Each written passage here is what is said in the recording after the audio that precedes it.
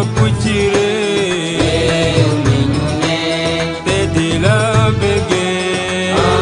fu ñu ne nangu nañ sa mbaax te di ko fesal fu ñu mën a ne am na diina te yaatu na si moo yiw te gore kol bi moo ko yor te du tiitaru sunu sang bi way leen yéen ñi sopp suñu góor gi Sëriñ Moustapha way leen ñu ko amuñoo ku gën Sëriñ Moustapha suñu sang bi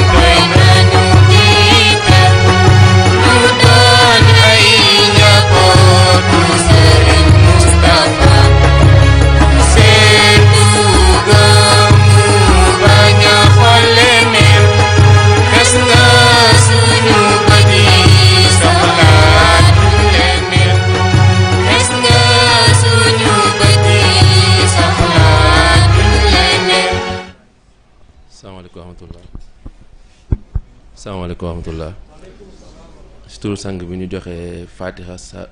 saatul fatih falaan naa saatul fatih def ko seen tur sa fas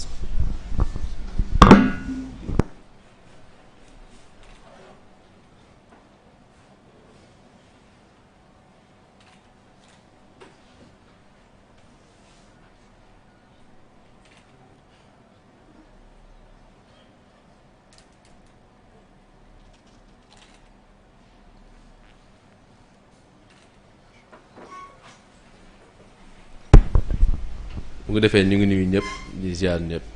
di jiital si nuyu bi suñu capitaine Mame Cheikh di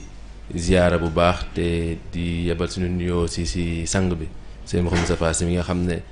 moo waral lii yëpp bi ñu jógee si loolu ñu teg si sang yu tedd yi sama goro Pape Cheikh ak Mame Babacar ak soxna Fatima ak soxna Haja ak ñi àndal ñëpp ñi ñaan mission bi ngeen sumb yàlla na yàlla barkeel ko te day leen kàttan ba ngeen mottali ba kenn foogewul woon daf mel ni tey de daw naa 1 mois 1 mois ak ni ñu mën a ñëwal def thème bi ñëwal jàppale maam ñëwal accompagner may daw rek ndax xam naa ni li waa di waxoon rek c'est pas facile de parler devant De Gaulle kon loolu la ñuy delluwaat tey waaye xam nga ni rek ñoom seen barke lépp mën na dox kon ñu ñaan yàlla def yàlla yombal rek incha allah bu ko defee dafa mel ni thème dimension mentale bi maam dafa mel ni ñëpp apprécié nañ ko on a eu plus de 50 questions yoo xam ne jot nañ ko waaye dañoo mujjee sax di filtrer pour mën téye temps boo xam ne dinañ mën a évoluer incha allah. bu ko defee ci cadre boobu noonu dafa am ay questions yoo xam ne c'est d'ordre spirituel yoo xam ne certainement dinañ ci échanger même am yoo xam ne aussi c'est d'ordre mën neen wax scientifique ak côté santé moo tax tey soxna may mun a nekk suñu wet pour surtout ñëw côté boobu noonu répondre ci questions yooyu noonu nga xam ne c'est d'ordre scientifique et médicinal daanaka la ñuy wax bu su ñëwee rek incha allah bu noppee ñu commencer dugg nag ci thème bi def récapitulatif ci sujet yi nga xam ne jot nañ fi jaar par rapport ak dimension mentale bi et aussi certainement une ouverture vers ce qui va suivre incha allah soxna may mun a bismillah.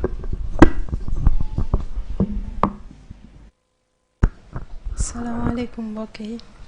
ñu ngi nuyu ñëpp di ziar di jiital ci nuyoo bi suñu capitaine Mame Cheikh mu jël nuyoo bi joxoon ñu ko suñu góor gi Seydi Mouhamadul Moustapha di ko nuyu di nuyu aussi ñi mu àndal ñëpp soxna Fatima soxna Haja Mame Babacar ak Mame Cheikh mi mu àndal ñëpp donc comme li sëñ Moustapha waxee rek foofu la ñuy def. waaye xalaat naa li may wax ne li daloon Ibrahima Niang bi passé bu gën a metti moo ñuy dal parce que dama leen di tàmm di tooñ man leen niveau yi di benn man maternelle laa nekk te yéen a ngi ba CM2 waaye rek comme ni ko Moustapha waxee donc benn genre ramassage lay doon bu répondre peut-être question yi nga xam ne c'était d'ordre médical ci suñu lundi bi ak mercredi bi. donc ci côté boobu foofu la ñuy waxee que ne bu ñu waxee dimension mentale rek comme ni ñu ko waxee woon mooy mënul dem te bàyyi dimension physique waaye itam mënul dem te bàyyi dimension spirituelle fi ñu koy déggee rek mooy boo tënkee li ñuy wax ci suñu thème bi passé mooy besoin ak envie parce que booy xool côté besoin côté scientifique dañuy wax ne besoin 3 la les besoins fondamentaux les besoins primaires ak les besoins secondaires bu demee ci besoins fondamentaux ñoom dañ koy delloowaat yépp ci cerveau. parce que dañ ne lépp luy besoins fondamentaux cerveau moo koy gérer à travers l'hypothalamus ñu ne foofu besoins fondamentaux yi lan lay doon day doon ci wàllu war nga respirer day doon ci wàllu mar nga naan xiif nga lekk ak besoin de se reproduire donc bu ñu waxee mar nga naan am na fu besoin di duggee am na fu envie di duggee parce que besoin mooy li nga xam ne rek boo ko jëlee urgence vitale dootul am. mais lépp lu dépasse satisfaction sa urgence vitale dootul besoin envie lay dugg li ñuy wax ne aussi kii xiif bi mu xiifee ba mëntul supporter besoin bu demee ba mëntul si besoin lay doon mais fi mu toogee di taamu ceeb laa war a lekk wala méchoui envie dugg na parce que xëj na buñ ko joxoon benn téye dugub mu lekk ka mu gérer besoin boobu donc yooyu ñëpp. bu ñu waxee aussi besoin de reproduction bu ñu wax besoin de reproduction du tant d'enfants laa bëgg am ak yooyu parce que bu ñu demee bay choisir sexe ci xale bi wala di choisir façon bi ñu bëggee am ba muy jar fekk ñenn ñi mu leen ba muy jar yenn ñuy wax ne système bi ngay def pour am doom bu góor ak doom bu jigéen envie day taxaw mais besoin bi mooy que ne reproduction pour que système humanité bi bañ fi yem mais dootul pour dama koy def ci benn envie donc besoin bi rek mooy pour humanité bañ fi yem. donc mooy dugg ci cadre besoin primaire fondamentaux yi moo xam ne yooyu yëpp nag hypothalamus moo koy gérer parce que bu dee xiif sa hypothalamus mooy dem ba mëntul kii mu déclencher hormone yëpp que ne mëntul jàll bu dee mar noonu la bu dee noyyi foofu la bu dee reproduction aussi moom moo koy gérer à travers les hormones de la reproduction bu ñu jógee foofu mu ne ñu dem ci nga xam ne moom la ñu woowee besoin primaire bu ñu waxee besoin primaire dañuy wax ne besoin B boo ko satisfaire urgence la ba pare besoin B dafa nécessaire mooy fondamentaux yi tandis que bu ñëwee besoin primaire dootul lu nécessaire mais lu légitime la éducation dugg ñu la lan moo tax éducation ñëw foofu doon besoin primaire ñu ne que parce que ki nga xam ne jëlul temps kenn éduqué ko bi mu juddoo ba ni mu màggee noonu la yem mu ne ni mu juddoo ni cerveau wam toll ci connexion neuronale noonu lay dem te am na fu ñuy toll ñuy wax dégénération yenn yi day ñëw mais bu dégénération amul fekk éducation amul fa amul dara loo xam ne nii mooy stimuler waat yeneen connexion donc yenn yu bëri day daal dugg démence dugg foofu yenn maladies dégénératives yu bëri dugg donc éducation foofu day doon loo xam ne nii du lu xam ne nii c'est dafa fondamental mais loo xam ne nii priorité nécessaire lay doon ci cadre boobu sax la ñuy waxaatee ci sport foofu lay dugg mu développer muscle mais du yem ci développer muscle parce que dañuy wax ne muscle bu liggéeyul rek day atrophié wu te bu atrophié wu dootul amal ci benn njariñ pour que nga mën a def yow li nga xam ne moom nga war a def mais mun a sport boobu du yem foofu dina permettre ba régulariser say battement cardiaque dina permettre ba yow sang buy jàllati ci yow mooy ni ko maam di waxee li nga soxla rek la lay utiliser lépp loo soxlawul mu transformer la ko comme déchet nga libérer parce que instant boobu yow yaay def ci sa yaram foo xam ne nii dem nga toll nga ci sport foo xam ne nii sa physique ak sa mental dañuy nekk benn donc sport dugg ci cadre boobu mu gérer muscle gérer waat cœur mais beneen bi ñuy wax nag mooy troisième besoin bi moom la ñuy woowee besoin secondaire ñu ne besoin boobu mooy yow nan ngay def pour se réaliser humainement waa pôle spirituel ñëw mu ne nag réalisation humainement bi du comme ni may tooñee taala damay ne samay besoin mooy am château déedéet mais sama besoin mooy fan lay nekk ba mën a def yi nga xam ne moom laa war a def yi nga xam ne ni delluwul feneen fudul sa cadre spiritualité parce que dañuy wax ne li maam di wax ne bu ñu waxee spiritualité ñun dañ tàmm di xalaat religion te spiritualité dafay dépasser largement cadre religion donc lépp looy mënta def ci spiritualité ba sa nekkin ak nit ñi oyof lépp looy def ba nga xam ne ni yow doo doon jeune ci société rek spiritualité day daal di dugg mu ne donc nan la nit di def pour se réaliser humainement donc loolu tam ñu ne cerveau moo koy def ndaxte sa xel ngay màccal ba benn instant nga xam kañ ngay déranger kañ nga déranger wul kañ nga doon benn poids ci ki nga nekk kañ nga doonul benn poids kañ nga war a jóg uti kañ nga war a toog lijjanti li nga xam ne nii mooy ci sa yaram donc waaye spirituel dugg mu wan ñu rekk ne mental mënul dem bàyyi spirituel comme tamit spirituel mënul dem bàyyi mental donc ci côté boobu lañ waxoon ne en fait loolu lañ fa doon indi ci côté boobu peut-être répondre à les quelques questions mooy question bi nga xam ne dañ doon gis que ne chaque instant da doon duggaat da ñëw mooy wàllu schizophrénie nit ñi di laajte lan mooy cause yi te xool bu ñu xoolee médical parce que demoon nañ ba benn instant ñëpp dañ ne woon c'est héréditaire alors que actuellement médical dañ ne la c'est pas héréditaire mën na doon nag nga am disposition boo xam ne ni da nga koy am parce que gis nga sa benn wéjur bu ko am te sax disposition boobu day dem ba day doon que ne parce que na nga tàmm di gis muy def lenn yi moo lay pousser yow nga koy def ñu ne mais bu gënee sori am na leneen lu koy def parce que dafa am lu ñuy wax comme li may wax tout le temps que gis nga benn neurone bu jotee benn message pour que mu transmettre ko feneen daf koy am benn produit lenn loo xam ne c'est des produits chimiques yooyu li ñu siy utiliser dopamine da ciy bokk léegi nag ñu gis ne ñenn dañ koy utiliser pour droguer wu bu fekkee quantité bi sa yaram soxla déjà mu ngi koy sécréter nga yokk ci beneen quantité supplémentaire sa taux de dopamine day yokk donc sa synapse yooyu da nga koy multiplier donc yow da ngay am li nga xam ne nii bu fekkee ne pour benn activité donnée wala pour benn réflexion ci dara lii nga soxla nga am que 10 fois da ngay am ay réaction yoo xam ne nii dafay ëpp réaction yi nga am donc cas de schizophrénie dugg beneen bi aussi ñu jaar pour répondre à Abdoul Aziz mooy question bi mu waxoon ci souffrance fœtale mooy xale yi nga xam ne nii parfois ci diggante accouchement bi day jël temps ba xale yi am benn problème bi ci duñu am assez d'oxygène boobu nga xam ne xale yi duñ ko am dafa am ay altération yu muy jur parce que connexion neuronale bi oxygène dafa am solo parce que dañuy wax ne hypoxie cérébrale bu xësee ba am bu continuer bu yàgg sax daf lay indil ay mort cérébrale donc nag hypoxie boobu noonu dafa am zone yoo xam ne da koy détruire bu ko xësee ba détruire ñu ne xale boobu bu màggee am na yenn prédisposition buñ ko teelulee éduquer teel ko jàppale pour mu développer yeneen synapses yu bees maladie schizophrénie dugg yeneen maladie dégénérative dugg donc maam comme ni ñu wax rek ñu yem foofu rek bàyyi la Moustapha li ma koy tooñee Moustapha sànq ma ne ko jarul woon sax ñuy ñëw parce que maam Cheikh ak Serigne Moustapha rek doy na ci plateau ku ci nekkaat da ngay yàgg.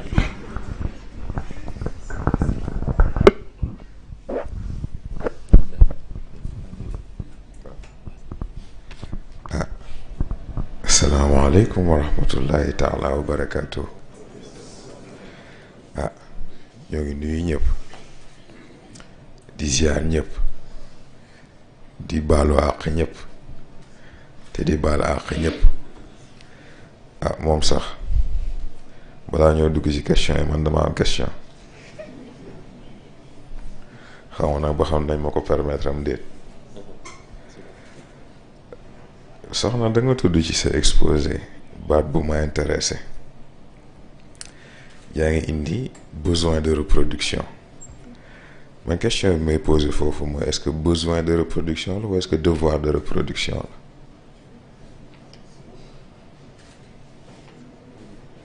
kon ñu xool ba xam rek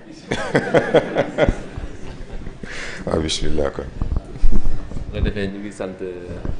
soxna bu baax ci intervention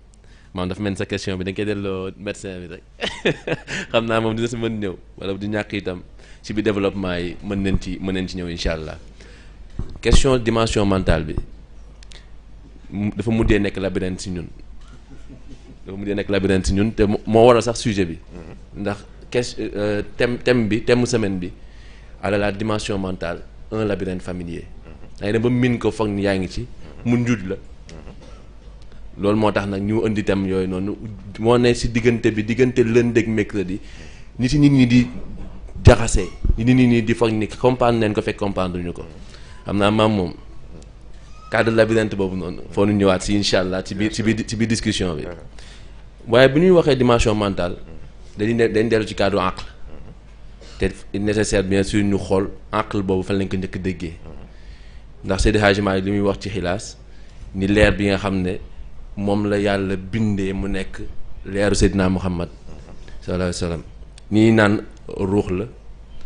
ñuy jox ko ay composants wala ay segments ne mooy ruuxul kulli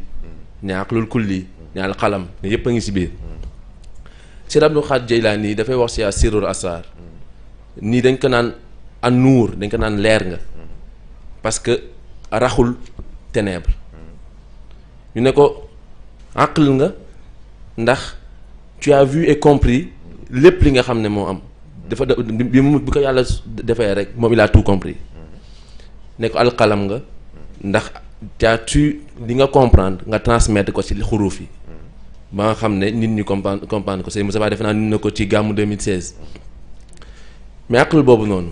est-ce que mën nga ñu su indil loo xam ne dina tax ñu mën a def lii waral ñuy ut première question bi fa lay dugg sax ndax ñu am besoin de renouer ak cette connexion la divine bismillah. waaw xam nga dañ ne nit ñetti dimension dañ ne xel dañ ne yaram dañ ne ruux mais comme ni nga koy indee besoin de renouer boobu man déjà li melaa ci mooy ban ci ñett yi moo koy générer boo xasee ba comprendre en fait foofu ci li si des ci lay commencer oyof di yomb dégg parce que ku dégg raisonnement bi da nga yaakaar ni kon besoin boobu forcément ci ruux la war a mën a jóge et pourtant ruux messager rek la yaram ak xel dañoo grève yaram ak xel dañoo grève ndax dañoo dem ba comprendre ni muy benn yaram croissance biñ ko limité moom xam na ni yàlla denc na lu ëpp loolu ci moom te xam na ni bu seetee seet amul benn élément bu ko mën a permettre mu àgg foofu kon nag il faut mu wuti wàllu xel moom it xool na xool potentialité yi mu am yëpp capacité yi mu am yëpp li mu denc lépp xam na ni ak lu mu mënti def lu mu mënti jéem mënul fexe ba jot ci ndax day gis benn mur ñu ne ko niveau bloqué il faut nga yokk sa expérience doo nga mën a accéder ci niveau bi ndax difficulté bi yow say capacité mënagu ko kon nag comme ñoom ñaar ñëpp jaaxle nañ ñu dajee waxtaan ne waaw man de nangam daal na ma lii laa ci daj waaye fii laa ci yam ke ca des ne manit lii laa ci daj fii laa ci yam ñu ne ah kon nu ñuy def xel ne ah xaaral xam naa sama benn mbokk boo xam ni de yaakaar naa war nañu see mën a génne ñu ne kon nañ seeti ruux gis nga mooy li may expliqué bii passé ci 3 6 ak 9 bi yaram lu mu développé am na foo xam ni moom kese mënu fa yóbbu boppam xel lu mu développé am na loo xam ne mënu fa àggal boppam kon il faut que ruux dugg mais ruux bañ ko seetee dafa am lu mu expliquer daf leen wax ni moom lu mu am capacité dafa am ci ku mu dépendre kon nag ce n'est pas juste une question de religion c'est une question de survie moo tax ma expliquer ni besoin yi ñuy wax yëpp ay lekk ak ay naan ak oxygène ak leneen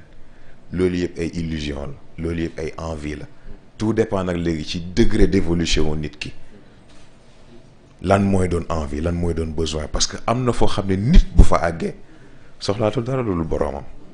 ndax lépp luy jëriñ fa la koy jëlee directement gis nga mais docteur du yéen ci wàllu médecine da ngeen di def perfusion ci wàllu médecine ak ci wàllu sport xam nañ li ñuy woowee dopage yooyu yëpp am na drogue yoo xam ne day yokk say performance yooyu yëpp am na et pourtant yàlla am na yooyu yëpp ay bu la ko xasee cuuj du dañ du rees du wàññeeku ok da ngay sonn di ñafe di gën a sonn mu jël beneen façon indi la jëlal beneen côté indi la ne la am jëlal bii nga jël ay gars ci beneen niveau ainsi de suite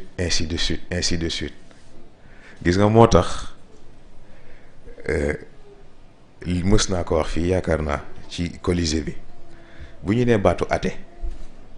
moo tax ma ne man athée ci laa mën a jël ni looloy preuve yàlla ndax xam nga buñ ne religion école la bon xëy na sax loolu semaine prochaine la waaye daf ci am partie bu ma intéressé ndax athée bi lan moo tax mu lànk ni du gëm yàlla dafa nanguwul gëm yàlla wala boog dafa nanguwul gëm yàlla biñ ko jàngal waaye xam na yàlla wax ji nag mooy léegi yàlla ji mu xam ak yàlla biñ ko jàngal est-ce que dëppoo nañ bu fekkee dëppoowul il faut mu utal ko beneen tur ñii naan science ñii naan logique ñii naan nature ñii naan lii ñii naan lële ay yëpp yàlla la rek. loolu moo ñu permettre rek ñu mën a damay loolu moo ñu permettre rek ñu mën a enchaîner si surtout que conscience supérieure boobu ñu doon wóori léeg-léeg baatu conscience nit ñi dañuy am problème pour reconnaître ko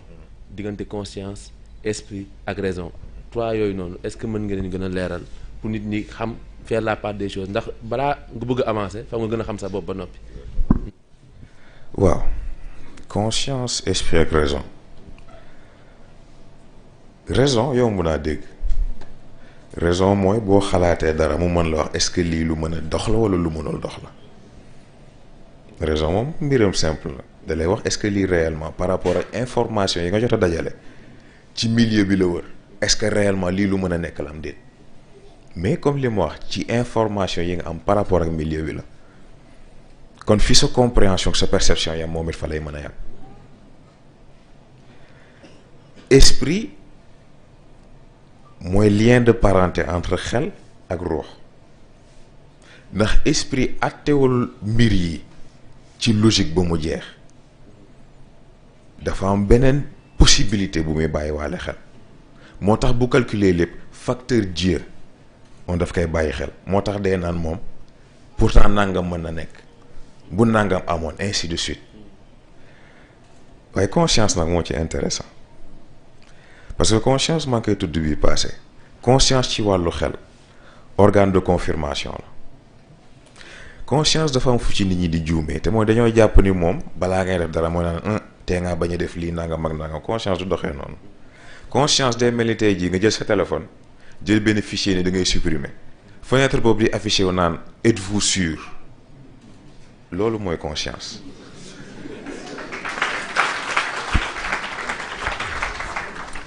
ci conscience boobu parce que lu jar a bàyyi xel surtout ci développement wu nit parce que xam nga conscience dafa saay-saay conscience mooy li nga xam ne di nga toog jël sa décision gis nga moom ci confirmation demande de confirmation boo xam nga nu muy defee day naan kaasu ndox a ngi nii de mar nga lool foog nga naan waaye da ngaa woor est-ce que c'est sûr que bëgg nga ko jël boo ko naanee de di nga dog sa koor bàkkaar la de waaye sa mar bii de doy na waar c'est ça conscience façon boobu lay fonctionner gis nga dalay defloo nii dalay defloo nii gis nga moment bi nga jëlee sa responsabilité nag def sa décision mooy la ah wax naa la li ma xam. moom la sëriñ bi wax ni c'est un conseiller avant l'acte et un juge après l'acte. exactement tout simplement te texte waaye bu ñu dalee conscience boobu noonu sëriñ Cheikh day wax sa turandoo danaan naaj bi dafa am conscience. te conscience am boobu noonu bu ko amul woon. kon mu lakk chaque jour mu lakk planète. diggante conscience bi nga xam ne si nit ñi di dund la. ak li nga xam ne moo nekk si nos juridiction comme ni ñu ko tuddee. nan lañ koy comprendre est-ce que même conscience bi la wala dafa am différence. góor gi tontu na ko ba mu ne mbindeefu yàlla yëpp yàlla am na unanimité si ñoom ba mu des nit foofu rek la dellu ñoom ñëpp xam nañ ki ñu amal affaire ak ni nit toll xam nga lu tax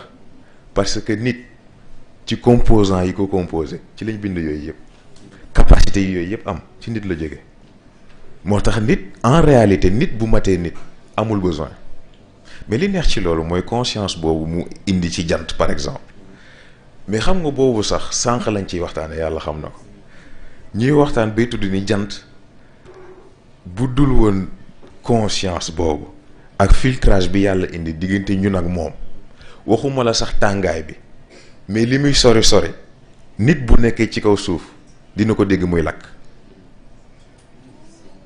te bruit bi dana fort goo xam ni day mel ni ko jël scooter taal ko sa wet en constance kon nag conscience boobu jant bi am ba xam ni fii de nit a nga fa xamit nit ak fi ko yàlla teg waaye nit nag lañu wax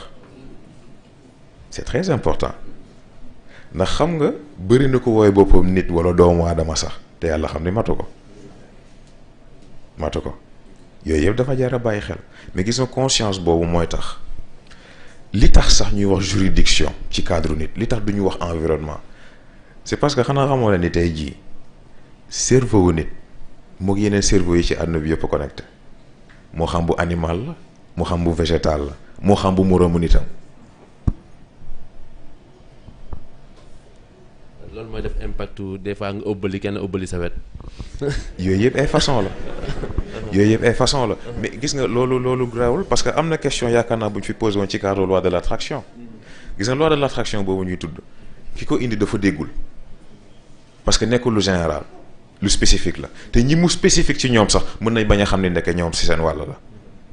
parce que ci biir réseau cérébral boobu dafa am lu ñuy woowee cerveau antenne mooy cerveau boo xam ni tey jii bu soxlawee information wala moom ci boppam ci biir réseau bi am na pouvoir de décision waaye xam nga yàlla ak ni mu bëggee équilibre cerveau am capacité yooyu yëpp ba pare du bàyyi di jot ci consciemment il faut que mu def yitte yar boppam maîtriser boppam xam boppam doogee mën a contrôler loolu. waaw dañoo dégg ne ndax cerveau antenne ñu ngi doon wax ci groupe bi yàggul yàlla xam na ko.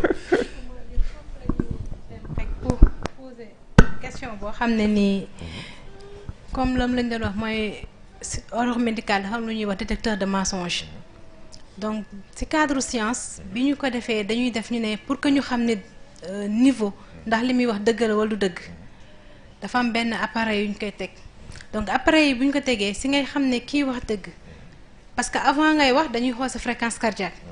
instant bi ngay wax ñu xool sa fréquence cardiaque donc ñu ne foofu la ñuy xamee ki nga xam ne wax na dëgg wala waxul dëgg parce que bu fekkee nekkul di wax dëgg fréquence cardiaque am dafay supérieur ak fréquence cardiaque normale am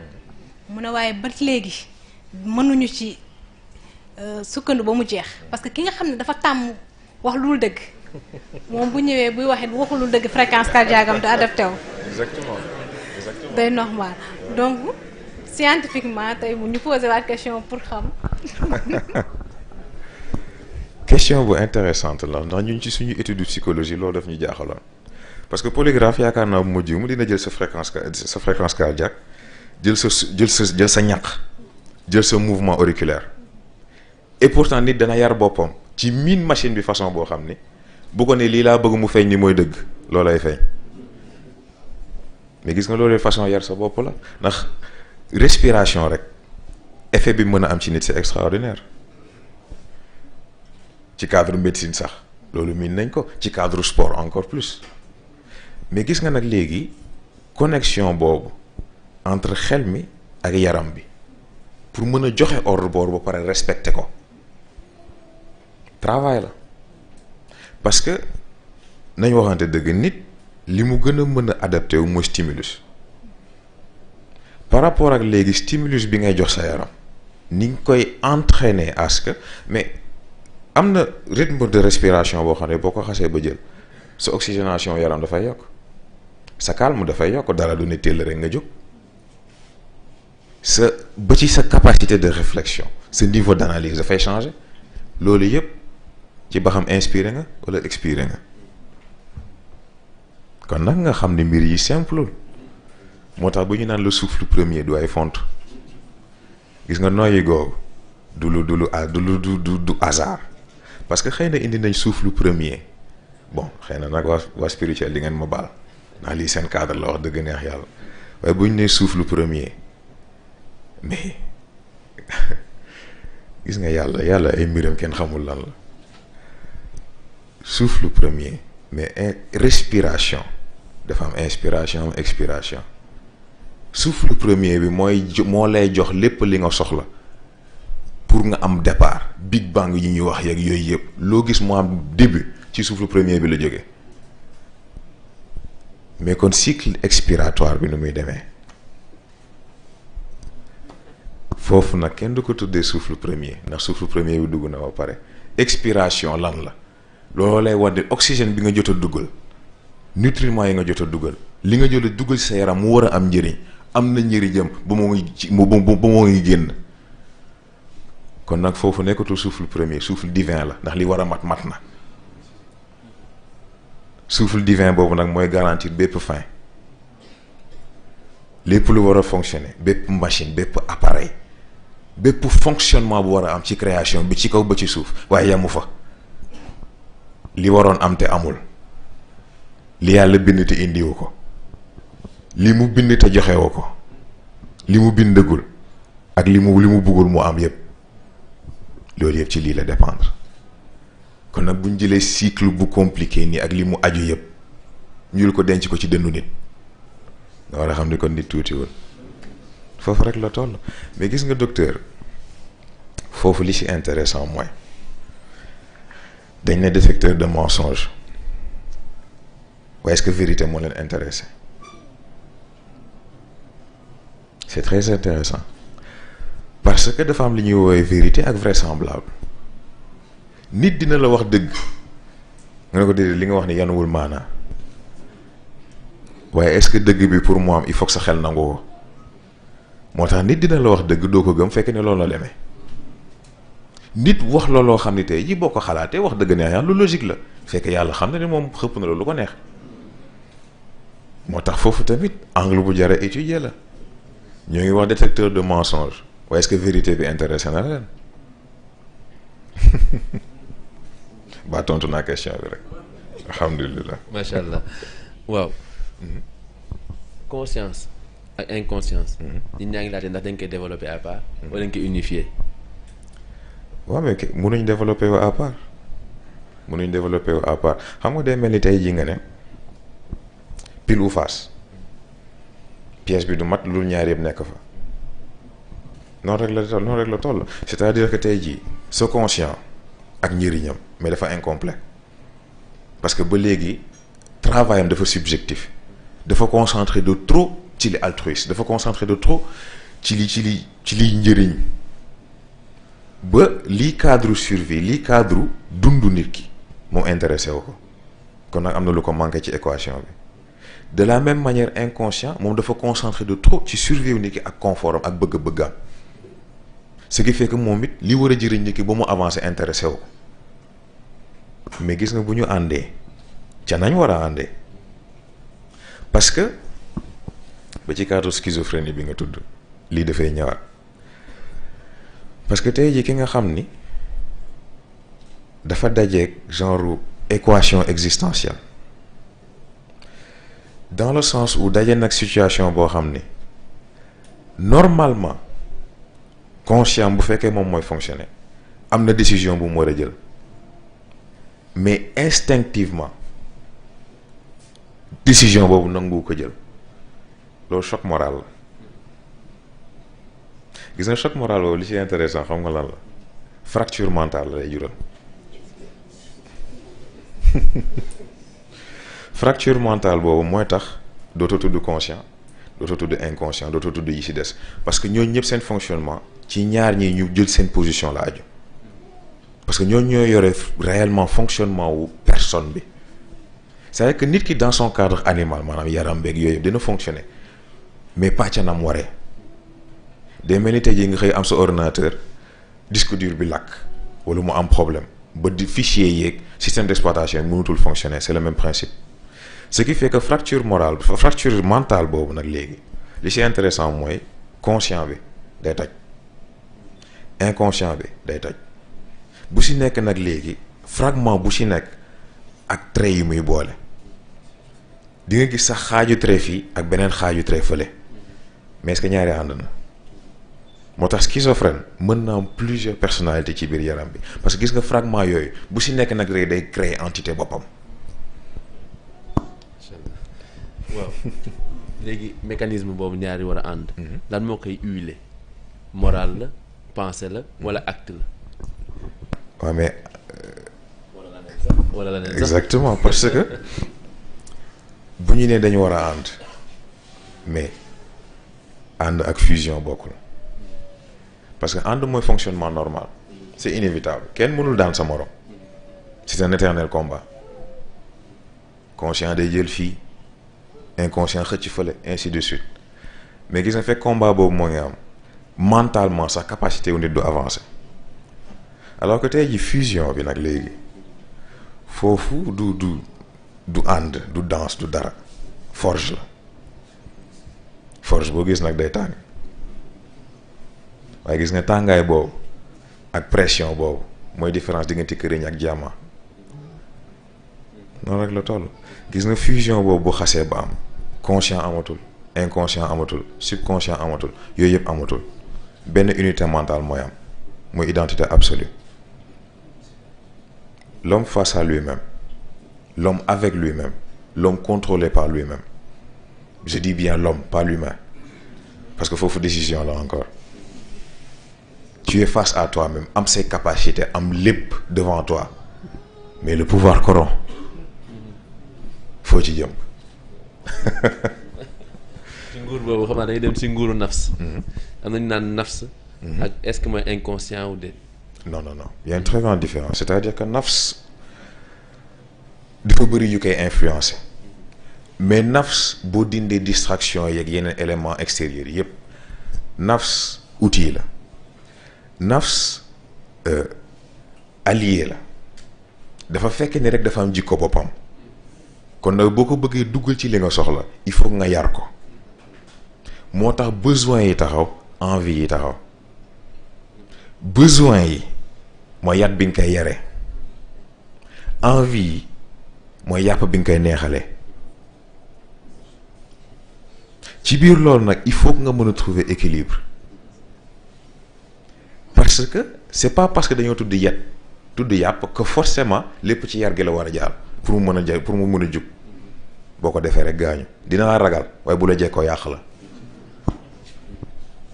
loolooy tax sax ñu mën a enchaîner directement ci deuxième partie bi bi nga xam ne récapitulatif la surtout ci côté question yi ñëw ci côté besoin ak envie illusion choisie bi ñu def mercredi waaye balaa loolu xam naa dama benn extrait rek bu sëriñ di waxtaan ci poubelle yi nekk am yi am ci xel ñu suivre extrait boobu incha allah avant ñu enchaîner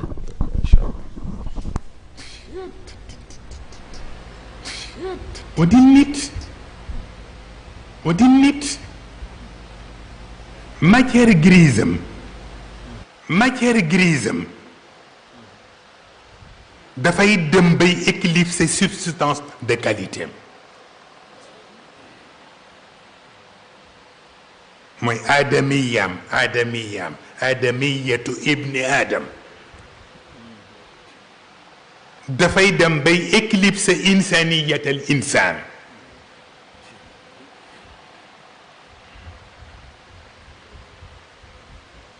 mais li koy def lan la an nafs moo koy def ndax an nafs moom la ñuy fay taxe enlèvement des ordures.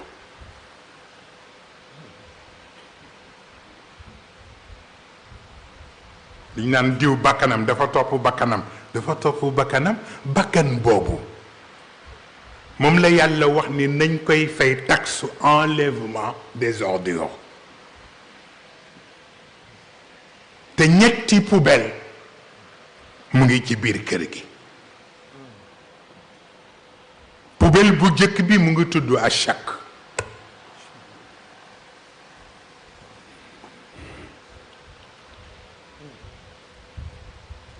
mooy sikki sàkk.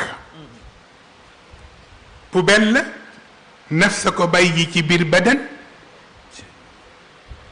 dafa waroon tuur mbalit bi mais daf koy nokkas. qad aflaha man zakkaaha waaye wa qad xaaba man dassaaha. au lieu mu enlever ordure bi daf koy nakkas. bu demee ba yàgg moom chàkk bi dafay am xet. te xet boobu dafay dem ba yéere xel. te bu yéeree xel gëlëm te bu gëlëmee réer.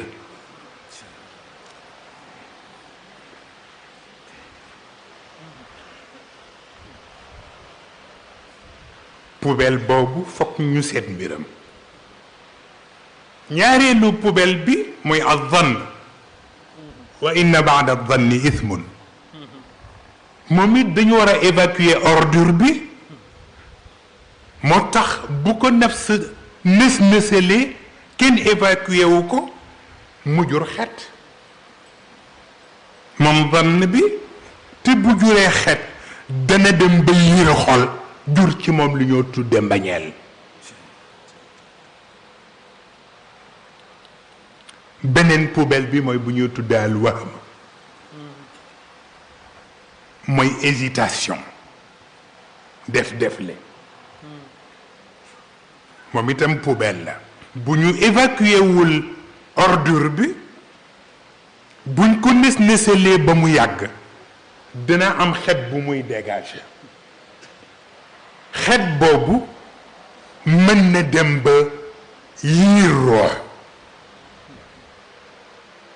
jur ci moom taraddut. te mooy muy dengi walla muy am lu muy xaw a werante ndax am na walla amul. waaw moo tax ñetti xet yooyu nag bu ko nafs waree évacuer te évacuer wu ko da ngay dem ci butigu yàlla mu jaay la cuuraayu bant. yàlla am na ay cuuraayu bant. am na ci cuuraayu bant boo xam ni ilm la ko tudde.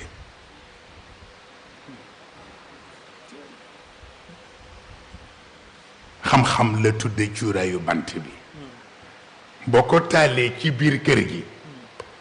xet bi chaque doon yéere xel ba muy réer cuuraayu bant boobu tudd xam-xam mën na évacuer xet bi. waaw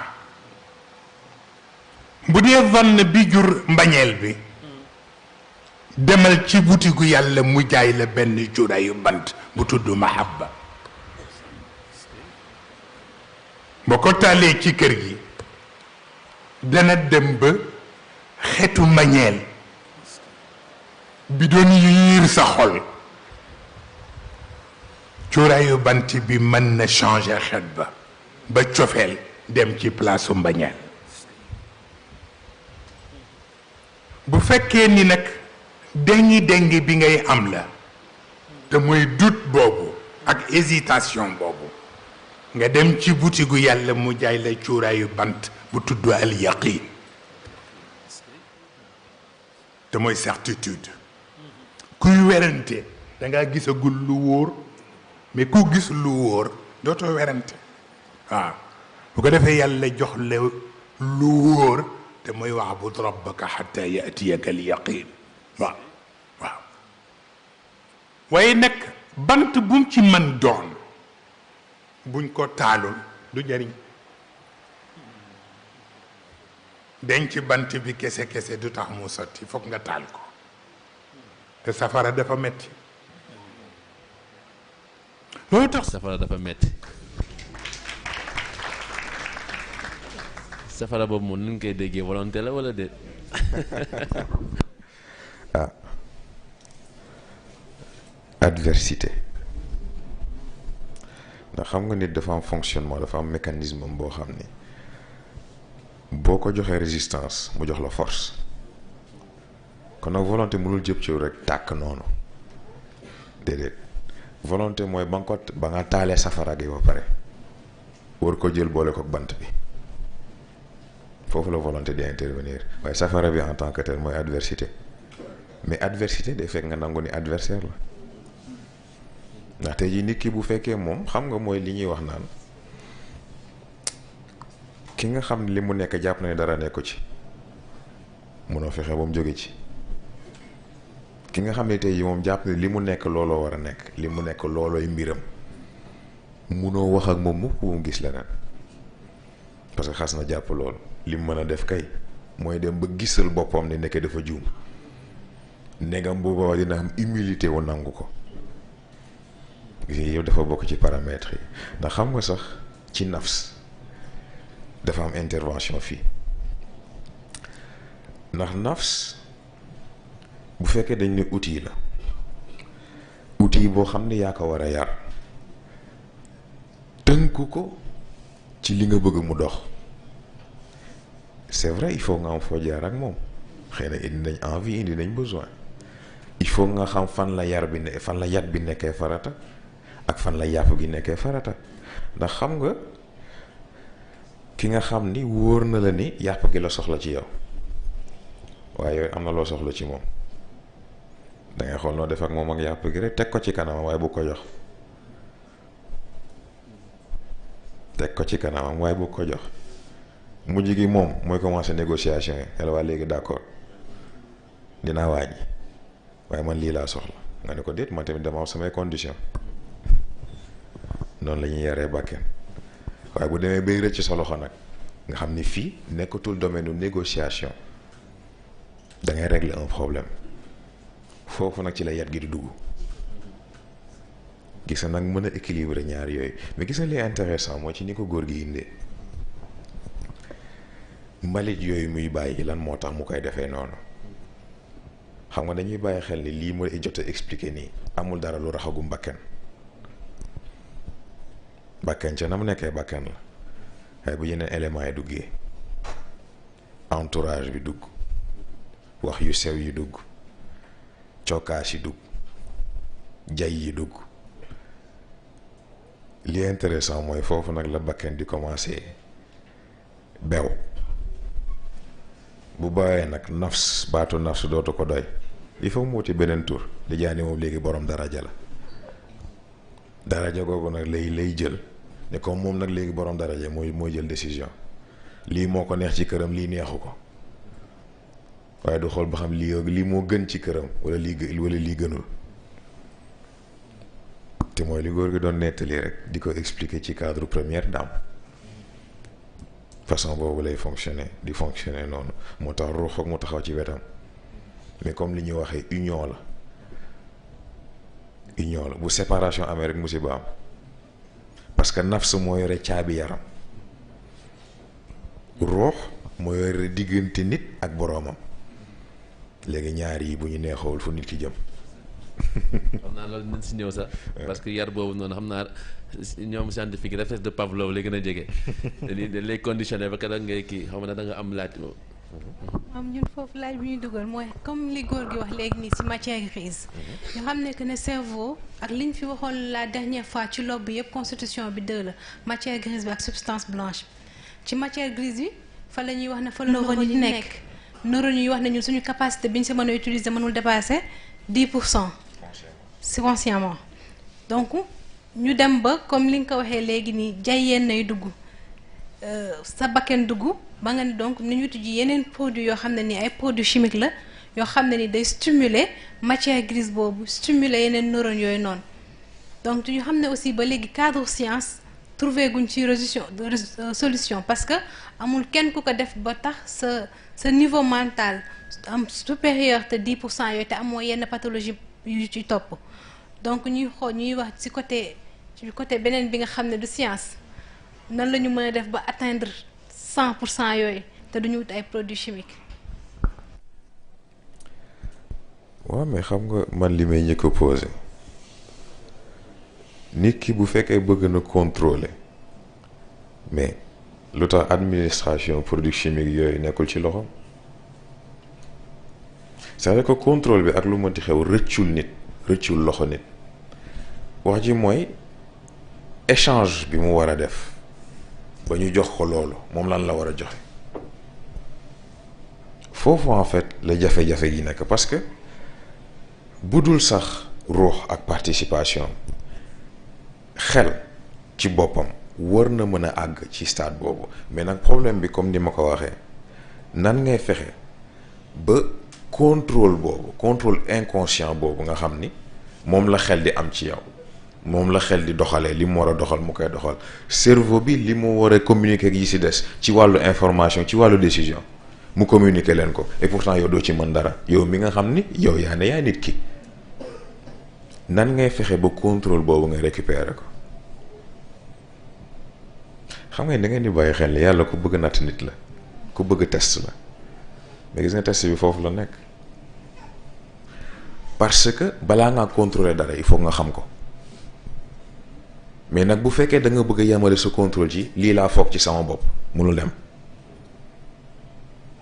balaa ngay contrôler dara il faut nga xam ko boo ko xamee ci nga xam fan nga koy jaar ba mën ko utiliser optimalement gis nag foofu nag la affaire yi di intéressant parce que amul kenn ku la mën a wax ni façon bii rek la xel bu nekk ak ni mu bindoo xel bu nekk ak ni muy fonctionner nit ku nekk ak li daje ci moom kon nag tey nit mën na dox ci mbedd yàlla defal ko sutura mu gis dara loolu am lu mu débloqué ci moom waaye am na ñoo xam ne tey jii fekk mbëkkuñu fukki mur dara du bouger gis na nag yooyu yëpp ay façon la parce que c'est une manière de sécuriser en fait le trésor humain bi mooy potentiel illimité boobu bu fekkoon ku jóg rek jot si mais kon fu àdduna bi jëm kon nag il faut ñu créer ay barrières de sécurité capacité yaram du standard dès le début yaram am na yenn capacité am na yenn force yi mais lan moo tax kenn du ko bàyyi mu utiliser ko parce que bu parewul boppam da koy def ba pare gaañu n'est-ce pas xel même principe bi la ruux même principe bi la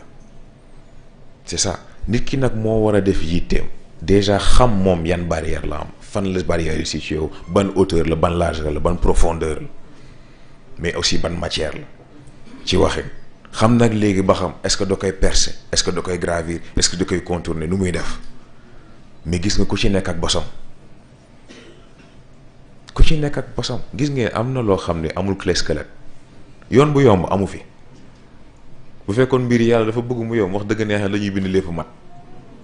waaye comme defu ko dafa am lu muy xaar ci ñun c'est très important moo tax yitte ku nekk la mu dem def exploration boobu moo koy permettre mu am xam-xam googu moo koy permettre nag léegi mu xam fan lay jaar ba li mu soxla ci boppam mu mën ko am moo xam ci cadre physique la moo xam ci cadre mental la moo xam ci cadre spirituel c'est très important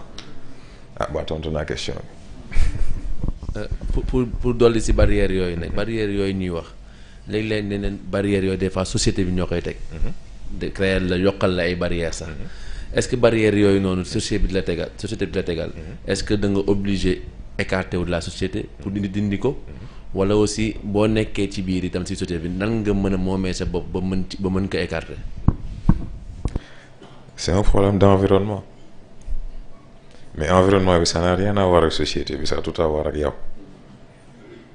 environnement bi nga nangoo nekk ban la parce que am na ñoo xam ne dañuy naan bon société bi nangam ak nangam fekk yàlla xam ne li leen intéressé mooy ñu def li ñuy def ba pare nit ñi naan leen yow nekk jàmbaar nga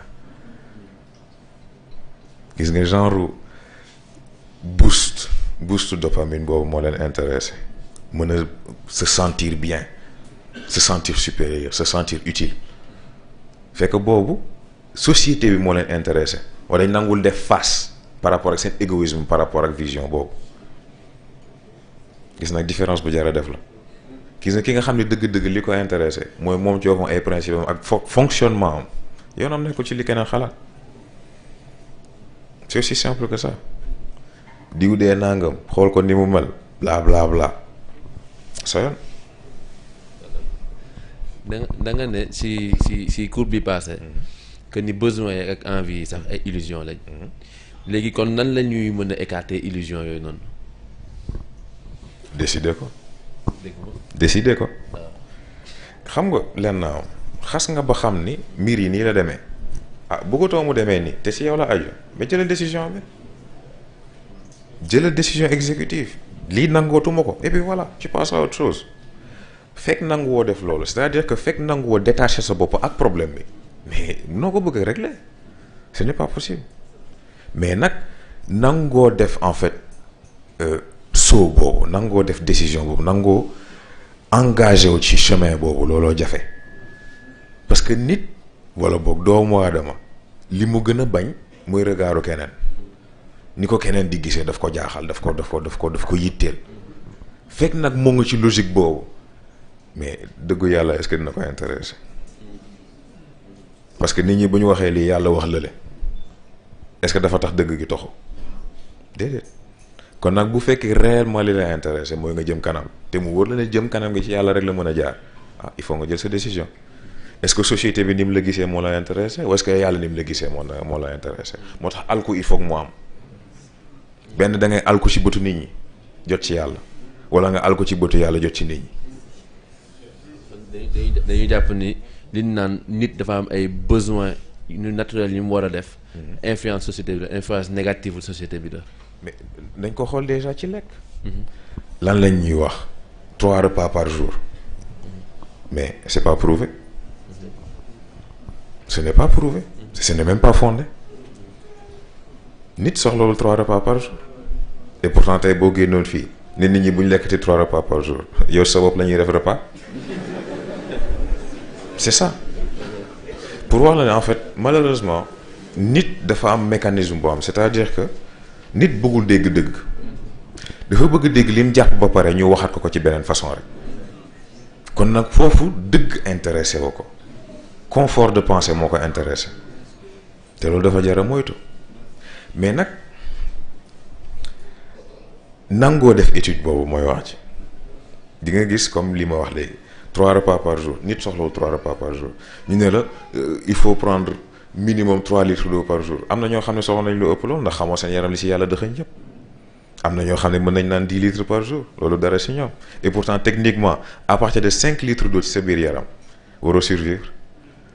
ndax ndox bi dafay dem ba diluer en fait xorom bi ci sa deret baa jiwuma docteur baa jiwuma waaw voilà boo ko xasee ba diluer nag la complication yi dugg gis nga yii yëpp ay façon la mën a xam nag yow exactement sa fonctionnement nu mu demee gis nga loolu lay wax ci nangoo def mbir boobu nangu gi c'est là où tout réside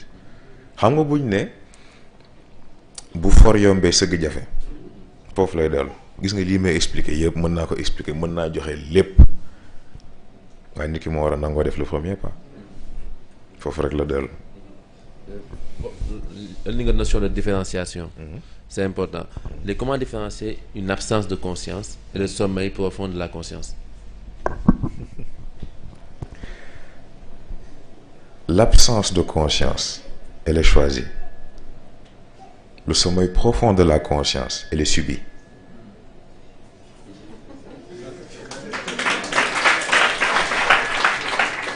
C'est très important.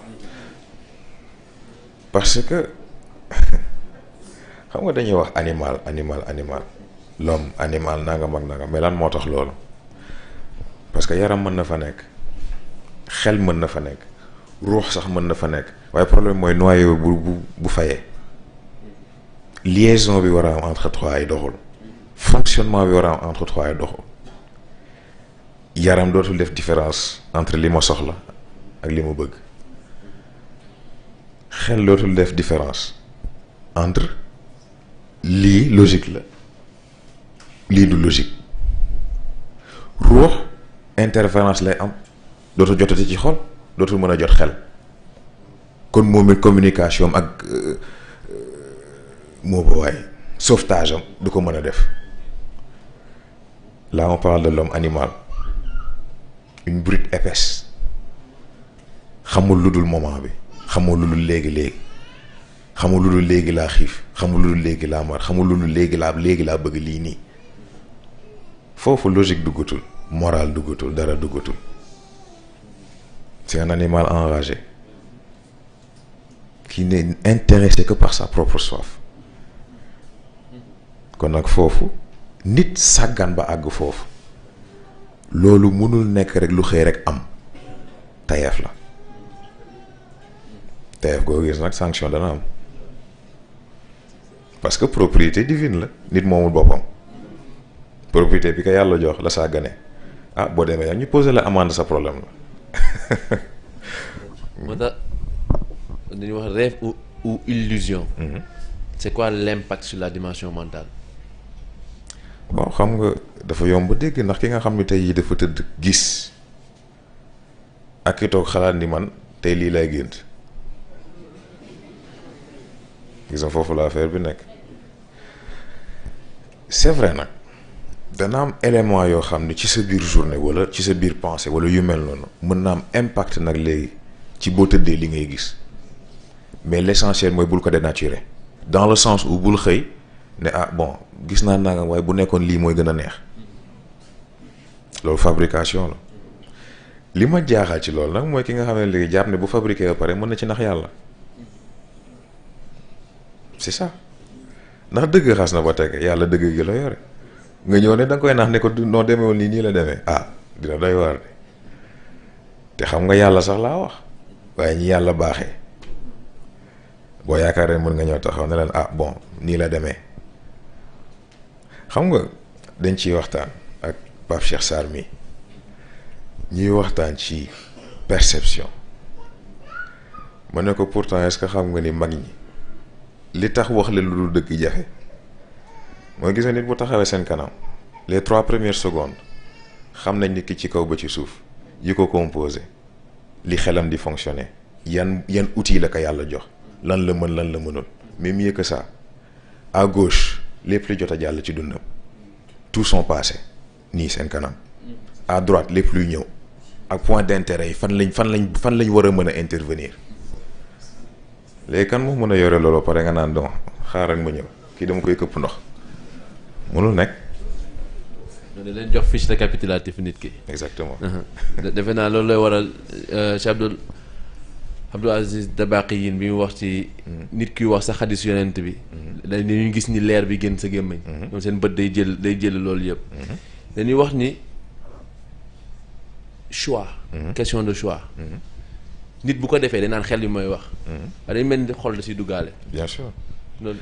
parce que déjà sax xol dafa bëri ay façon yoo koy déggee ndax xol en tant que tel maanaam xol bi nga xam ne waxuma sax organe bi mais xol bi nga xam ne foofu lu ruux rattaché bokkul ak xol biy sopp bokkul aussi ak xol biy bëgg ndax mbëggeel ak cofeel bokkul c'est une très grande différence parce que xam nga ay mbëggeel ay nobel ak yooyu yëpp ay façon nax sa bopp la ay construction mentale la sa xel sa nafs mooy naan lii bëgg naa ko waaye comme xam na ni mënul na xol ndax xol moom doxewul raison li ko ruux inspiré moom loolu lay doxal kon il faut que mu créer même stimulus bi même signal bi nga xam ni moom nga miin ci mu jóge ci xol googu nga xam ni lu mu xas ba dicté nit ki immédiatement amatul xel amatul xol amul dara exécution rek ndax fi mu jóge ci moom mu wóor mais mën a copier signal googu nag mooy wax ci bu ko xasee ba copier nag léegi nit dana jël loo xam ni mbëggeel la wala bëgg-bëgg wala xemmemte la sax jël taf ko étiquette cofeel wala leneen mu yaakaar nag léegi lii mooy léppam ci lii la war a concentrer léppam ci lii la war a def léppam et pourtant da koy def dugg ci kàmb yàqu parce que def différence entre différents signaux yooyu c'est très difficile surtout bu fekkee defoo effort bi tax nga mën a xam loolu ci sa bopp c'est un travail difficile moom c'est pas un travail simple parce que mën a xam nga li ñuy wax naan sa noon moo la mën a xeex waaye sa xarit moo la mën a trahir c'est le même principe nafs dafa bokk ci yow xam na ni ngay fonctionner ba pare kon nag mu mën a xool nan la lay dugalee ci kàmb daf koy yomb mais nag nit ki il faut mu mën a am un certain degré de recul il faut mu am benn tey gi tey googu moo koy permettre nag léegi mu mën a déglu ba xam parce que gis nga nafs boo seetloo ay façon yëpp dafa xumb nafs dafa xumb dafa bëri ay dugg fi génn fi def lu ne ruux dafa tey ruux moom na coow li bëri da yër ne la kay dugg fii mu jeex mais nag mën a xàmmee nag façon boobu moo jafe ndax xam nga malheureusement nit ñi xam nga da nga koy seetlu sax ci yenn question yi da nga gis ko poser question nga xam ne problème am du problème mu compréhension question bi mais problème mu compréhension boppam la amul bay mën a comprendre question bi xam nag léegi éléments yi question bu nekk fii la wala fii la tàmbali wala fii la yam ce qui fait que problème am mujj gi lan la lii ngay tudd boo nee xel lan nga bëgg a wax parce que moom sax xamul fan la xelam tàmbaleeg fan la yam xamul fan la yaramam tàmbaleeg fan la yam xamul fan lu ruuxam tàmbaleeg fan la yam boo ko newoon tey ji lan mooy ruux dalay xool dalay jox rek benn définition sommaire nii rek waaye du la wax ni exactement ruux lii la ndax musul jot ci moom gis nga yooyu yëpp nag c'est dommage c'est dommage parce que waxuma sax nit àgg ci yenn niveau d'évolution yi mais rien que communication entre ñett yi rek yar na ku nekk c'est extraordinaire. kon si éducation boobu noonu mooy waral soit nafs bi di conditionner xol bi wala xol bi di conditionner yaram bi kii nafs bi. pas xol bi wala boog ban xol ngay wax ndax xam nga bu ñu nee xol comme ni ma ko waxee léegi xol biy sopp ak xol biy bëgg bokkul bëgg-bëgg ci xel la aju day mel ni tey jii nga ne nga gis ko la neex xam nga naxe bi fan lay commencer ba nga ko xasee ba bëgg da nga koo bëgg a bëgg da nga koo bëgg a bëgg gis nga xas na loolu xas na ba am gis nga processus mental bi nii lay demee boo xasee ba jël apparence bi da nga koy accrocher benn valeur morale bi ak benn personnalité bi ndegam sax nit ki xam nga ko gis nga à partir de foofu scénario am lëmb ngay bind kii non nii la mel nii la war a mën a mel nangam ak nangam bind ba mu mat bind ay téere sax nga xam nga problème bi fan lay nekk boo dajeek moom melul noonu moo tax da ngay xëy bëgg xëy mu dem tegewul ci dara loolu li nga bëggal sa bopp ay Nobel ak yooyu yëpp même système bi la c'est juste que bu si nekk nag léegi ak longévité bi muy am mais yëpp ay façon illusion la mais lépp ci xel la aju xol bi sopp ajuwul ci yooyu yëpp xol bi sopp mooy li nga xamante yi moom mook ruux bi c'est une connexion directe moom mooy en fait ambassade ruux ci biir yaram xol boobu amul logique amul dara moom message la message bi xas na egsi moom jottale na ko pare na ci ay yëg-yëg ak yooyu yëpp fa lay dugg ay yëg-yëg ak yooyu yëpp fa lay dugg ce qui fait que moom signal bu mu xas ba jot da koy transférer wax ji mooy nafs nag léegi xam nga góor gi moo ngi koy jàppale ni moom xaritu rebelle yi la gis nga foofu la problème bi ne nekk ndax moom day intercepter signal bi copier ko bu ko copier nag léegi moom suba xam na fan la lay jaar gis nga moo tax ne yar nafs am solo boo ko yaree mu mat la compagne boo ko yarul mu yàqal la lépp c'est tout. xam naa balaa ñoo passé dernière étape bi rek dafa am benn question aussi bu xaw a doy waar bu dugg si cadre double personnalité. ba si jamono am na jamono yoo xam ne naan nit ñi day am lu leen dugg. ba muy waral ñu am double personnalité. mu ne comment arrive-t-il qu'une personne est possédée par un esprit mu posé loolu. mu ne bu fekkee ni loolu xam ne ni nekk ci moom dafa malveillant te muy waral double personnalité boobu noonu. nan la ñuy def pour dindi ko. xam nga dafa am lu jara ràññee ñoo ngi naan double personnalité double personnage dafa am double identité am double personne am ñeenti yi foog nga xàmmee ko double personnalité état standard la ci ñëpp ndax conscient day créer personnalité A inconscient créer personnalité B fu ñuy remplaçante nag doo ko yëg moo loolooy nécessité wu en fait def reforgeage boolewaat conscient ak inconscient pour genre interférence yooyu yëpp dàqu nga mën a jot ci ses capacités moo xam mental la moo xam physique moo xam leneen la mën a fonctionner ni nga war a fonctionner loolu mooy double personnalité double personnage mooy ki nga doon ak ki nga bëgg a gëmloo nit ñi moom nga doon ki nga doon ak ki nga bëgg a gëmloo nit ñi moom nga doon personnage ce n'est pas une personne réelle c'est une personne fabriquée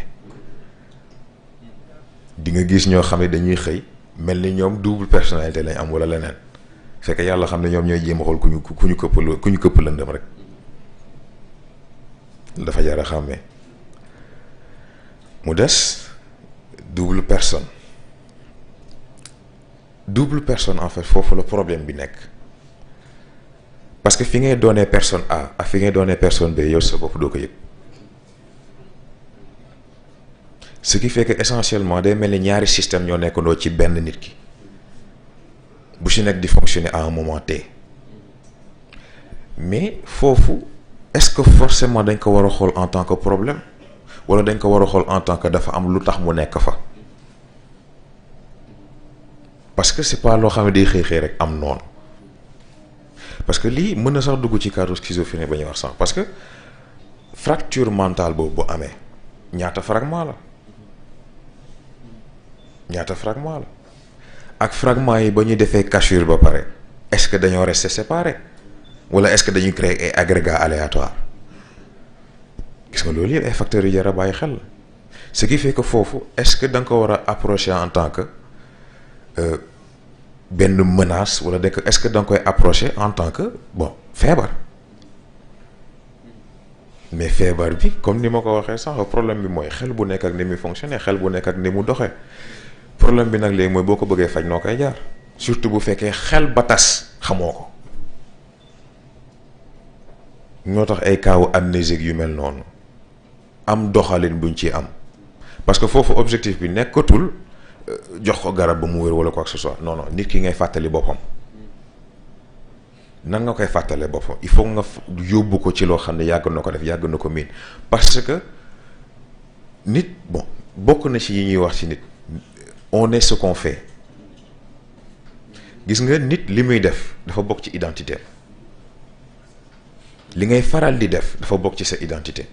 dafa bokk ci ki nga doon wax ji nag léegi mooy bu la identité boobu réeree il faut nga dellu ci fragment d'identité yooyu benn par benn ba dajale assez pour def une reconstruction boobu bu amee ordinateur bi def le signe ne la système bi defaraat nañ ko il faut nga def redémarrage boo redémarrer ce système demande ni mu demee woon c'est tout mu des double identité li ci intéressant mooy mook double personne nuroo nañ waaye cas bi moo gën a grave parce que xam nga double personne ba léegi benn identité la waaye boo demee ba identité yi nekk ñaar maanaam xam sa bopp ci boppam moo mënta nekk c'est là que le danger commence parce que yaram bi li mu waroon a contribuer li mu information yi mu war a jot day double dootul xamati man diw laa wala ci ji mbindeef sàngam laa bokk ñaari carte d'identité lay yore te du xam ban la ciy doon xel bi jarta wax ndax day toog ne man man nii laa mel may diw lii laa bëgg lii laa bañ nangam ak nangam seconde bi ci topp mu changer complètement foofu nag yooyu yëpp ay façon c'est-à-dire que yii yëpp boo ko xoolee ci cadre psychologie mën nañ ko woowee schizophrénie wala trouble de personnalité, mais ce n'est jamais aussi simple que ça parce que identité li ci metti mooy information ruux day duggaale moo tax foofu médecine kese mënu ko faj wala bu ko fajee it dana am lu mu fa bàyyi moo tax foofu il faut que ñu am beneen stade d'intervention boo xam ni nit ki foog mu jaar fa wax ji nag mooy kan moo ko fay jaarale. macha allah dafa mel ni laal neen dimension mentale. dugg ci illusion yi. léegi bu nit ki bu duggee ci illusion yi dañuy dugg ci cadre évolution. balaa doon dugg ci loolu dafa am benn extrait boo xam ne Sëñ Moustapha am na lu mu wax ci cadre boobu noonu xam naa bu ñu ko xoolee pare incha allah ñu yeggali waxtaan bi. xam-xam bi nag rañaane ca xam bi nag rañaane ca masjid bi ñëw ci masjid bi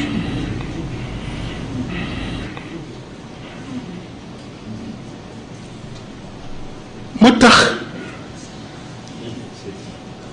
ñu ni jox xam-xam ba ku cay nit amul maanaa boo leen tegee nit da ngay am problème ndax léeg-léeg dof rek lañ lay nuru waaye nag bokkul ak baatu dof bi arab yi doon tooñe yonent bi di wax saaxirun aw majnuun ak di wax shaa'irum majnuun ak di wax muallimu majnuun wala ba Firawna doon tooñe Muusa إن رسولكم الذي أرسل إليكم لمجنون بجنوح مسؤول دك فكذبوا عبدنا وقالوا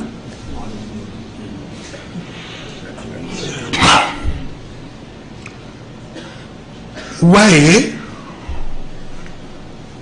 façon dof yi ñu wax mën a waxin la mën a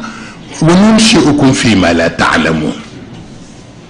bi sujud bi amee ci al masjid al aqsa al bashari ba noppi nunshi'ukum fi ma la ta'lamun mu jël xam-xam boobu def ko ci ay nit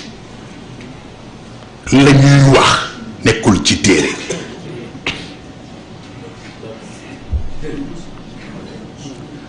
moo tax seen jëfandiku léeg-léeg le commun des mortels di defe ni wayuñu majanin illa anna sirra jununihim ala abwabihim yasjudu al aqlu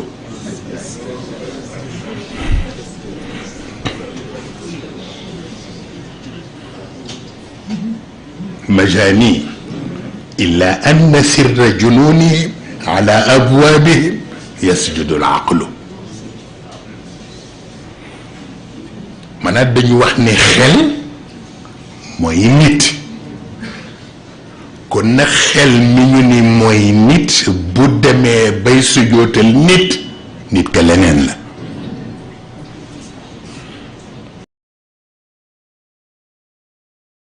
dafa am notion bi boo wax mooy yitte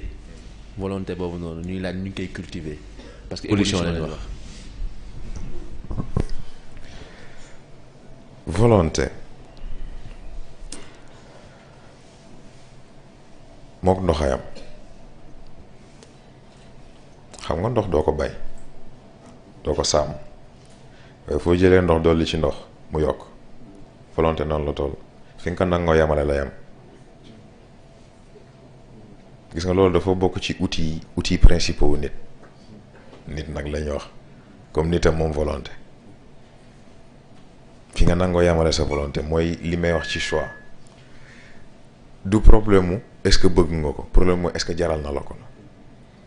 lim la jaral ak lim jar il faut nga déterminer ko boo ko déterminer ba pare nag ci ngay xam est-ce que réellement di nga ci jot parce que lim la jaral boo ko nangul passé fa nga yam doo ci jot waaye boo ko nangay romb nag par force di nga ci jot boo nangay romb leneen di nga jot ci ñaar yëpp c'est que volonté def ci genre li ñuy woowee ci anglais wild card moom genre carte sauvage on va dire wala carte imprévisible maanaam mënoo ko àtte ci logique parce que ajiwul ci logique munoo ko àtte ci rek bëgg-bëgg parce que yemul ci bëgg-bëgg dafa transcender yooyu yëpp gis nga volonté boo ko bëggee dégg mu gàtt expression noyau humain bi la maanaam gis nga yaram bi xel beeg ruux yi bu ñu àndee ni lii la ñuy doxal loolooy volonté expression noyau humain bi la. su boobaa nelaw du la impacté liggéey ba sonn du la impacté. exactement parce que xas naa ba jaral la. am na kuy laajte. si cadre information booy jot. lu tax léeg-léeg nit bi jot information mel ni organes yi dañ siy joué. waaw xaw ma nag ndax bi daalam déet. ndax dañ naan sama loxo day xasan xaalis mooy war a ñëw. ñu daal di loolu noonu nu mu mën demee est-ce que si cadre évolution la. wala c'est naturel à l'homme wala yàlla la si jàppale rek. déedéet lu si li ñu doon expliqué sànq ci réseau cérébral bi parce que ñi nga xam ne tey jii cerveau antenne lañ yore par exemple genre information yi bu ci nekk ak façon bu muy ñëwee en effet comme ni nga ko waxee am na ñoo xam ne tey jii seen loxo day xasan ñu ne maa ngi jot ci xaalis day am na ñoo xam ne tey jii ci beneen façon la day am yooyu yëpp ay façon la mais façon bu nekk dafa unique à chaque personne. ni muy ñëwee pour chaque personne du bokk ak bi ki ci des mais gis nga li intéressant mooy tey jii bu ñu nee cerveau antenne ci gi nga xam ne tey jii moom moo contrôler cerveau ba pare nekkaale cerveau antenne foofu la mbir di intéressant we ndax kooku il a littéralement je dis bien littéralement la capacité lu mu mënti soxla ci àdduna bu ko neexoon àdduna bi yëpp àndoon ñu indil ko tegal ko ci kanama parce que am na capacité boobu c'est ça moo tax quand je parle de juridiction lii yëpp ci la. am na koo xam ne tey jii bu génnee di doxi soxlaam soxlawul ku ko wër soxlawul ku ko protéger bu ko dara doon dal rab yaay ñëkk ñëw ndax ñoom ñooy police su àdduna. am na koo xam ne tey jii bu xëyee feebar day génn dagg benn garab mi lekk ndax garab bi ñooy premier hôpitaux yi kon nga xam ne yàlla ba mu joxee nit la mu soxla yàgg na c'est tout. xam naa day xat sax pour ñu dugg cerveau antenne. parce que ñoom seen connexion yu ñuy am wala rotation yu ñuy def même par rapport orbite commun bi. defe naa ñoom ruum yi ñoo koy indi. ci kullun fii falaki yasbahuun chaque fois dañuy tourner. moo tax ñu def seen danse yooyu di tourner. xam naa opportunité dinañu may parce que temps baa ñuy bëgg a ñetti tuuti. dañ ne connaissance. bi nga xam ne dañ naan xel wala xam-xam. naan xel moo koy dégg. dina dem ba nit ki toll boo xam ne xol bi lañuy wax moo koy yor nan inama lañ mu fi sudur rijal nekk loolu kañ ban état bu évolution dañuy toll ba xam-xam boobu noonu nga xam ne mooy nekk diggante xel beeg xol bi na lañ defee la part des choses. bon xam nga pour loolu nga dégg ko dafay yomb il faut nga def la différence entre connaissance ak savoir connaissance perception jàmbur la lu keneen xalaat ba génnee la moo tax même boo ko jàngee it du la intégrer à 100% parce que bokkul ci yow lu bokk ci keneen la nga jël ko bëgg ko jëriñoo wax ji nag léegi boo ko jëlee ba pare génnee ci leneen nag léegi loolu sa xam-xam la mais xam-xam ajiwul ci xel ajiwul bokk ci cerveau ak mémoire xam-xam expérience la xam-xam looy dund la xam-xam lu bokk ci yow loo doon la on est le savoir moo tax ruux moo koy garantir ndax ruux du fàtte te ruux mooy seedewu nit ba ci nit bu soxla bu bëgg a dem ba yore njaboot moo tax sànq ma laajte est-ce que besoin de reproduction la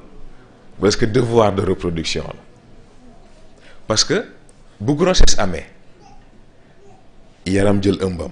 xel jëm ëmbam lan mooy rôle ruux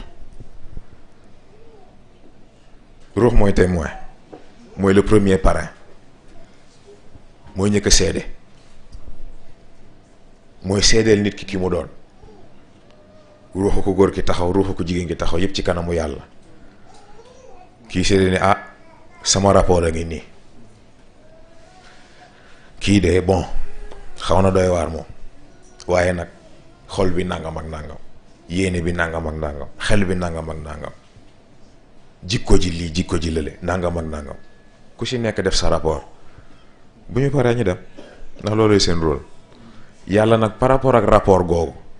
lay xool ban ruux la leen di baaxee moo tax ruux moom du jël grossesse waaye importance grossesse bi ci ruux la aju c'est extraordinaire. waaw ci même cadre boobu sax la nit beneen affaire la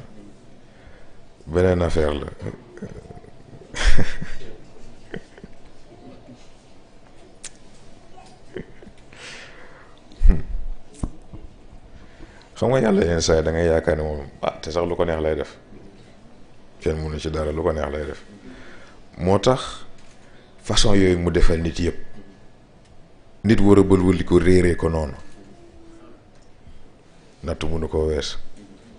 xam naa bu ñu toppee affaire yi moom temps bi na dem. temps bi na dem am naa damay def benn question rek balaa ñuy passer ci dernière partie bi.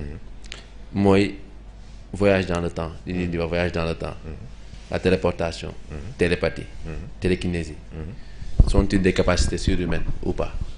dañuy dégg fii ay mag yu naan dañuy reer di Fuuta.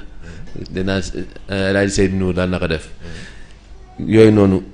est-ce que c'est extraordinaire, c'est surhumain. wala nit mën na ci am accès. de nos jours mën na surhumain mais ci création nit ak li nit ëmb mais loolay capacité de base yi loolay capacité de base yi moo tax boo àggee en certain maanaam premier palier évolution nit mais daanaka ci yooyu ngay jot ndegam dafa bokk ci yi nga soxla mais même bu ci bokkul am nga capacité bi wax ci nag mooy est-ce que di nga am affinité bi foofu la affaire bi nekk xam nga moom lay expliquer sans ci cadre yaram de nature maanaam nit standard aw deful entraînement deful dara attan na oto yëkkati ko ba mu ci ba ci kaw teg muscles yi am nañ capacité boobu mais lu tax duñ ko bàyyi mu def ko parce que effort bu toll noonu muscles yi force boobu bu ñu ko développé nañ toj yax yi ci biir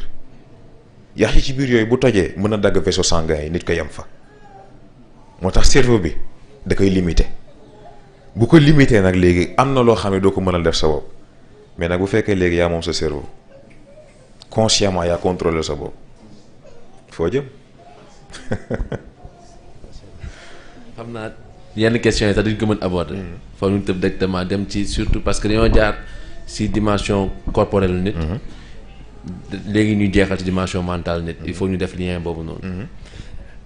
relation entre le corps et le mental. impact bi corps bi di am ci mental bi. et vice versa. nañ ko mën nañ ko mën déggee. nañ dellu ci cadre entraînement xam nga yaakaar naa sax lundi bële passé ci dimension physique bi am na ko posé woon xam nga tey jii bu ñu nee nit moo ngi ci entraînement dem na ba sonn et pourtant mooy continuer di def effort mais gis nga loolooy poésie bi gën a rafet diggante yaram ak xel parce que xam nga boo demee ci Navy Seal yi ñoom dafa am lu ñuy jàngale ci seen formation dañ lay jàngale gis nga boo demee ba sentir ni sonn nga sa xel la ndax bëggul jeexal capacité wu yaram bi ndax wóoru ko ba xam situation de survie nga nekk wala déet kon da lay teel a wax ni sonn nga pour nga mën a arrêter denc li ci des waaye gis nga booba fekk ne 30% kese nga utiliser loolu la ñuy woowee ñoom la règle des 30% fa nga demee ba sentir ni sonn nga des nga 70%. mais gis nga li intéressant mooy 100% yi boo fa àggee ndax gis nga entraînement secret bi réel secret yu performance physique ci xel la nekk dans le sens où tey jii sa xel bu gënee teel a sonn sa yaram ak sa yaram lu mu mënti mën sonn nga mais cas contraire bi moo intéressant koo xam ne tey yaramam lu mu sonn nu ko wóor ne fi mu toll yëgatul dara waaye xelam moo koy naan di nga dem de par force dina jóg taxaw te bu jógee taxaw dana avancer te bu avancer dana àgg c'est ça mais nag léegi gan boo génnee ci cadre sport boobu génne ci cadre effort physique parce que gis nga mooy li may wax sànq nit jox ko résistance wan ko résistance mu wan la force gis nga cas yi yëpp ci loolu lay dugg mais gis nga bu fekkee résistance amul nag léegi foofu ngay mën a seetlu subtilité wu connexion yi.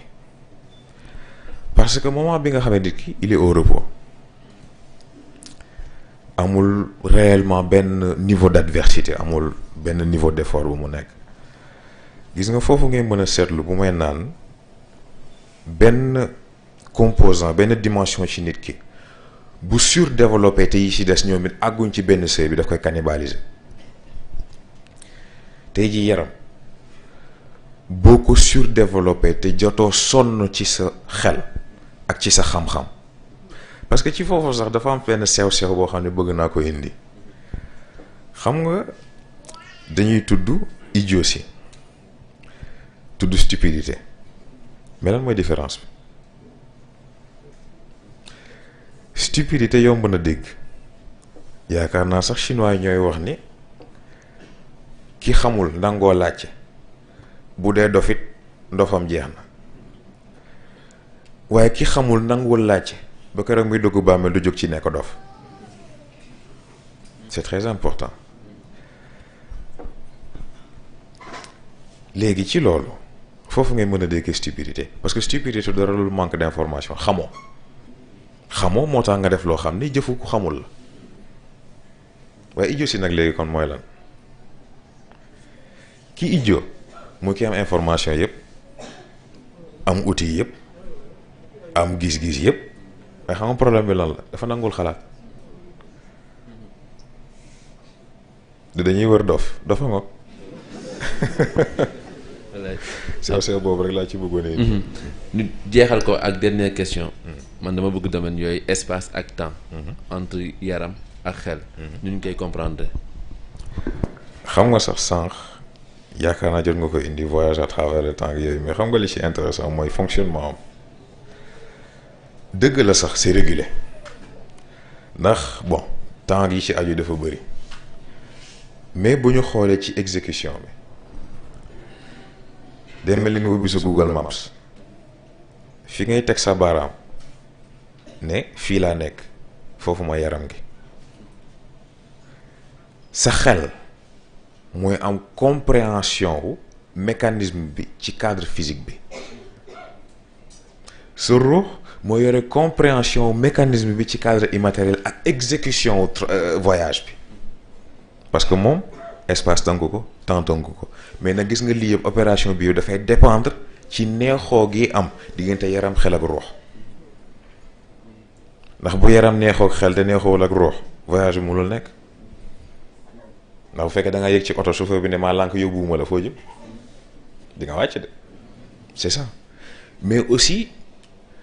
yaram bi nekk fa neexoog ruux te neexoowul ak xel, beneen problème dafay am, parce que foofu yaram bi dugg si na neexoo nag chauffeur bi, waaye moog chauffeur bi ku nekk li ngay làkk kenn déggu ko, moo leen dem. c'est ça. bu fekkee ku si nekk nag da nga xuloog sa moroom xalaatu def loolu yëpp sax moo dul am. c'est ça. mais nag perception espace-temps tout va dépendre nag léegi perception boobu nan la nit ki gisee espace-temps. et pourtant sànq lañ koy waxtaanee ci kër gi niñ doon waxtaanee naan waaw koor gi moom dafa gaaw heure bi ren moom day gaaw a dem heure dog day gaaw a jot. xam naa moom xawma kooku njóobeen la wala njaayeen. gis nga foofu c'est un processus mental, parce que perception au temps nit a ko soxla yàlla soxlawu ko. nit a ko soxla yàlla soxlawu ko. nit mooy judd temps bi di jàll boo seetloo xale boo ko ne xaaral 10 minutes moo nga rey ko benn la, day yàgg ci moom munu ci dara. et pourtant mag tey ji boo ko nee 10 minutes day naan laay jot na ba pare, parce que gis nga problème mu perception boobu la. gis nga ni ngay gisee àdduna bi boo nekkee xale bëri na information yeeg fonctionnement yoo xam ne duggagul ci système mii nagoo ko. bu xasee ba ancré wu nag léegi yaram bi li muy def mu def koy raffiner dans le sens où da koy defee façon boo xam ne yoo xam nga lii tout le temps dafay am, mais da la koy indil ci façon boo xam ni du surcharge en fait sa xel wala say sens. stimulus bi lay wàññi volume bi di ko wàññi ba da ngay dem ba mujj gi lu metti woon wala mu jafe wala mu naqari ci yow day xëy ba léegi beneen impact lay am, ndegam sax dina amati impact ci yow. c'est ça. moo tax tey boo fekkee xale mu toog nga kaata ko dina saf, boo fekkee mag mu toog nga kaata ko dina saf waaye mettit yi du bokk. gis nag foofu lu sew-sew yi ni nekk nit dafay adapté wu tout le temps à tout moment boo ko gënee seetlu sax ci cadre entraînement la xam nga ñoo ngi wax ci entraînement cardiovasculaire pour travailler xol endurance ak yu mel noonu mais dafa am ay façon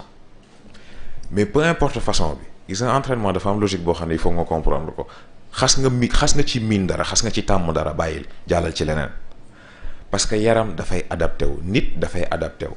gis nga looy gën di def dara moom day gën di xool nu muy defee même chose bi avec le moins de ressources possible ce qui fait que effort bi ngay def day gën a wàññeeku résultat bi nga ciy am gën a wàññeeku moo tax di nga nekk di daw tàmm ko lool miin ko lool dawal 10 kilomètres par jour boo xëyee def leneen sonn xam nga lu tax sa yaram mu adapté wu daw bi sa routine la daw bi benn doonatul dara ci yow di nga daw 10 kilomètres sa xol du travailler comme nag travailler wul avancé dafay régresser. xam naa rek ñuy tëj. dañuy tëjee ci ouverture vers semaine prochaine ñoom waa Interpol. ñu war a waxtaan. mooy la place du mental dans le noyau. parce que bu fekkoon dañ koy xool électroniquement wala scientifiquement. dañuy jàpp ni mental day jouer rôle convertisseur. entre beneen domaine bi nga xam ne mooy domaine ñoom yàlla ak ñoom ak domaine bi nga xam ne ñun ak nit ñi la. muy jouer rôle convertisseur def naa tudd nga ko sax sa waxtaan. bi nga naan yaram nafs moo yor motricité beeg. yooyu yëpp te loolu ci xel ci cadre xel la. te daa am rapport ak ruux boo xam ne. forcément day jouer rôle interlocuteur entre deux yooyu noonu. tout en sachant que ruux mën na agir directement ak yaram. lan mooy place su mental ci noyau boobu noonu.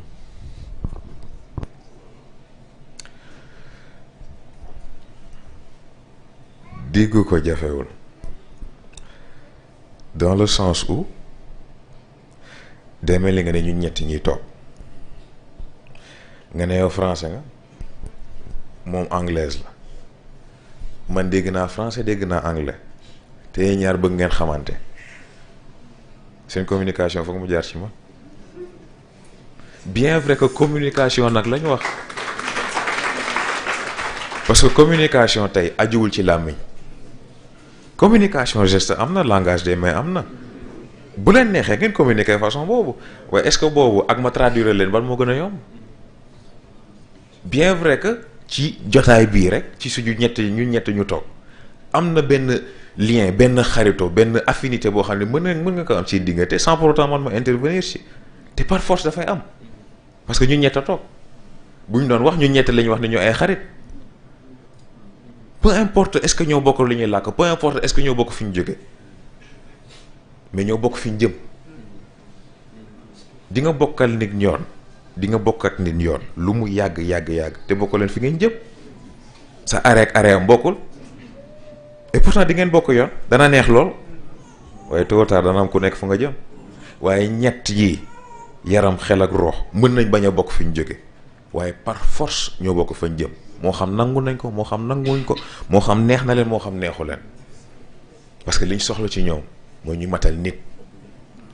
gis nag boo bëggee dégg nag noyau boobu ak interaction bi dégg ko ci xaritoo gi ce sont 3 amis ñu bokk benn aventure noonu rek la toll ku si nekk ak fi ngay féetee sa morom dañoo doon seetaan Pépin 3 pommes. dafa mel ni question yi foofu la tolloon ba ëppoon na loolu nag. mais du ñàkk ci interaction yi ci plateforme yi. du ñàkk waa équipe bi dinañ ci mën a def ay réponses waaye macha allah matale na lool. xam nga ndax docteur am na lu ñu ci dolli wala déet moom de xam naa ñëpp bëgg nañ ñaan a des. ñaan yàlla mottali. yéene bi barkeel lépp. xam naa li sànq di waxoon rek dañuy àbb kàddu gi fasiru ala barakatillah rek li la mën ñaanal yàlla taxawul la te barkeel lépp incha allah asalaamaaleykum wa rahmatullah waaw xam naa sax balaa maa ñaan xam naa wax nañ ma ko waxati ma ko naa ma aller retour bi moom nuñ ciy def waaye man de yàlla xam ne problème laa ci am ndax ñooy naa aller retour ñu jëriñoo ko c'est magnifique waaye yàlla xam ne ni li tax may hésité génne ko boobu ba léegi lenn la te mooy man mi yàlla xam ne doyuma yàlla xam ne doyuma bu ma sañoon boo leen di jot ci dara de doon loo xam ni wax dëgg neex yàlla tolloo na ak njabootu ki ngeen doon loolu rek a ci nekk inquiétude bi waaye comme ñoo ngi koy laaj ci boobu ba léegi ñu xool ba xam rek yàlla baax na incha allah guddi na ba pare ko ñu ñaanalante ba lundi incha allah ñu ko nekk jàng fatiha falax ak na salatul fatih bismillah